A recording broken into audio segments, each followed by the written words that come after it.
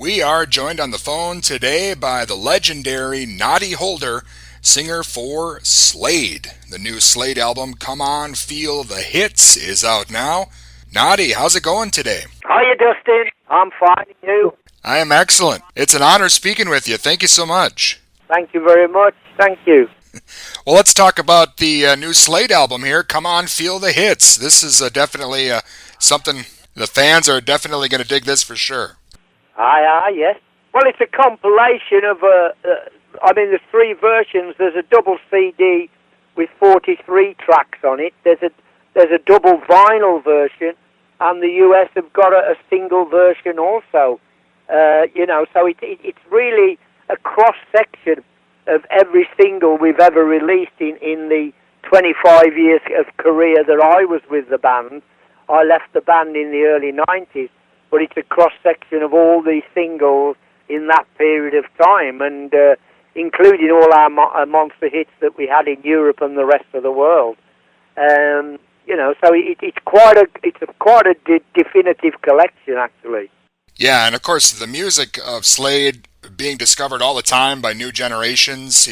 I think that's a real testament to you and your songwriting. These songs seem to be becoming more and more important to people as time goes on. Well, it's great of you to say that. I'm really pleased that our career did do that, and we did get a lot of bands, and particularly in the US when we toured the US initially in the 70s.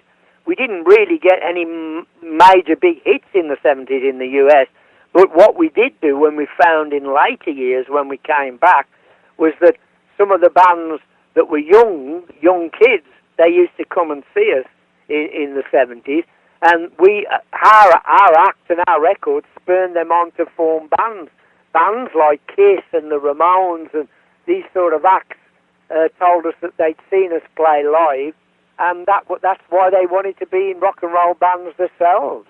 And so it's a great testament to us that even now, all these years on, all these decades on, there's still a new generation discovering our music, and it's a big compliment to us, obviously. Well, looking back at your career now, is that more, important to you, other than selling a lot of records, knowing that you've had this kind of influence on so many other bands and, just music in general? Well, both, really. I mean, it's good that the songs that we wrote and recorded are still survive and people still dig them, and they don't sound dated. Bands seem to think, they want the influence of wanting to sound like those records still. So I don't think that the music has sounded dated at all. And so it's a section of both. It's our history as we found our place in rock history, and it survived. The music has survived, and it's a great compliment for us that it has survived, both musically and historically. I mean, both equal to one another. It's great for us to think that, and hopefully it'll carry on, and it'll provide a legacy for the next generation of rock musicians that come along. Definitely. And again, Come On, Feel the Hits is out, and there's a few different versions of it. I love that Merry Christmas Everybody's on there. Did you guys record that song knowing it might make its way onto everyone's Christmas playlists, or did that come as a surprise to you guys? No, not at all. When we wrote and recorded it way back in 1973, it's 47 years old this year. We're pretty sure that we had a hit record with it at the time, certainly in Europe, because we were probably the hottest band around in Europe at that time. So we're pretty sure we had a big hit record, which we did. It went to number one in all the territories in Europe the first day it was released, and went on to sell, just in UK alone, it sold 1 million in less than 2 weeks, which was phenomenal at that time. But never did we think that 47 years on it would still be being played on radio, still be being bought, still be being played in clubs and pubs. We never thought that 47 years on it would just be still as popular. That was incredible for us. Well, you mentioned coming over to the States. Why do you think we didn't respond the same way as they did in the UK? Was it bad timing, or were we not ready for you guys? Maybe it was maybe it was the timing. Yeah, we came over, and with our sort of act at the time, ours was a very raucous, riotous act, and the acts that were around, especially on radio play at the time, were the Eagles and Cat Stevens and James Taylor. Those sort of acts were getting a lot of play on the AM stations in that era, and our songs, being so noisy and riotous, weren't really getting played as singles in those times. We were getting a lot more play actually on the album stations, on the FM stations at that time. But we had a certain territories in the US that we could top in some of the big arenas ourselves and go down great. But it didn't seem to hit all across the US in all at the same time.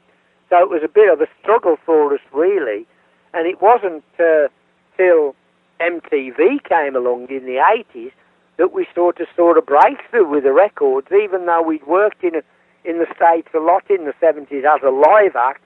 It was in the 80s that our records broke through into the actual chart on the strength of MTV as much as anything else.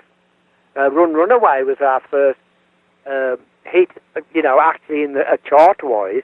But of course, Come On Feel the Noise, which was originally our big hit in the rest of the world, got recorded in the 80s by Quiet Riot, who took it, and on the back of Come On Feel the Noise, they sold the biggest selling debut album by any act ever, which was 10 million albums on their debut album, and that was on the strength of Come On Feel the Noise, which of course helped us in America as well in the 80s, because people said, oh, what are Slade doing now? And so we came back to the States and did some dates, odd dates in the States at that time, and started to release stuff in the States again.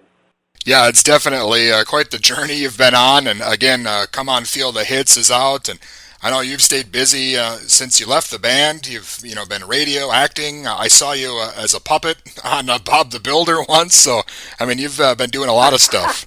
Yes, that's true. I have had a career since I hung up my tour jacket, as it were. I was in the band. We had the same lineup in the band for 25 years. And I felt we'd pretty much done, from my point of view anyway, pretty much done as much as we could. It was the same four guys for 25 years. And I felt we were getting stale as a band. I didn't see, it became album tour year after year. And I wanted to try other things. I was getting offered other things. I was getting offered acting roles. I was offered my own radio show, which I did syndicated in the UK for 20 years. I did a lot of voiceover work. I did a lot of TV and radio adverts. So and I was working with a different cross-section of people daily. So it was new challenges for me, and I'm glad I made the move, because I worked with a lot of people I wouldn't have had a chance to work with, if I'd have just stayed in the band, because I'd have had to give my whole commitment to the band. So that's what happened to me personally. Dave, the guitar player, and Don, the drummer, they carried on in like a Slade Mark II version for many years, but recently, in the last year, those two have split and gone their separate ways. But Dave, when this pandemic is over, he's still got a version of Slade if he goes back on the road with that. But he's the only member now that's still in a version of Slade. Well, Noddy, I know we're out of time here. I am a huge fan of yours, and it's been an honor being with you today. Thank you so much, Noddy. Thank you, Dustin. I've enjoyed it. Take care. All right, you too. Keep rocking. And again, that was Noddy Holder of Slade. And to get the new album, Come On, Feel the Hits, it's available now.